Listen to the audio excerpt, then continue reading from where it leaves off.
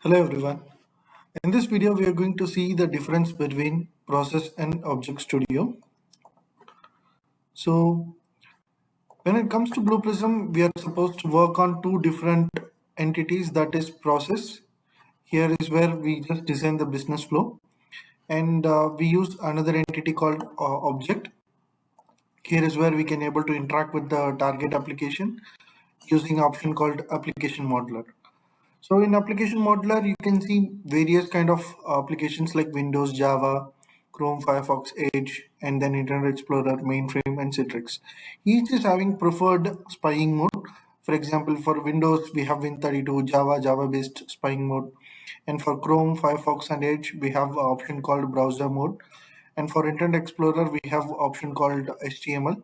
For a mainframe, it is called mainframe mode, which will be spied using grid. And for Citrix application, the spying mode which we are supposed to use is region. Similar, we can call it as surface automation. And the difference between the process and objects is something like we have a difference in stages also.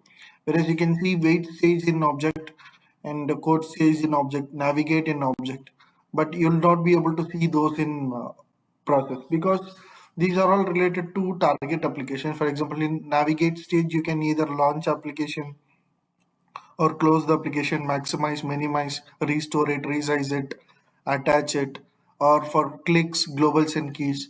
Those kind of actions will be handled using through this navigate stage. That is not required in process because we don't have application modeler option here. And moreover, process studio is only used to execute a process, and the main page always defines the business flow, the requirement, actual requirement. It should not have multiple stages. It should have minimal number of stages with the page reference, and naming should be in proper, which should derive actual process flow. And we have one more stage called wait that is not required here because when you add wait stage here, it might be looking irrelevant or uh, the looking might not be good. Instead of the calling wait stage, you can use utility called general. Here we have action called sleep. When you enter into that action, you'll be able to see a wait stage actually. It is actually called in object. You can see object studio and there is a wait stage, and we have a variable called sleep time. So using this sleep time as an input variable, you can send, like, you can pass on dynamic wait times. Same way, we have option in Object Studio for code stages. Again, it won't be available in process. The reason behind that is code stage again interacts with an application. So in some sort of situation, like will not be able to handle something in a particular target application using Blue Prism availability.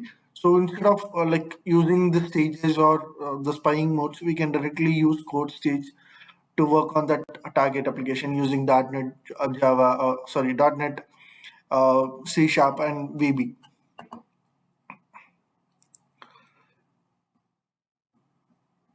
Yes.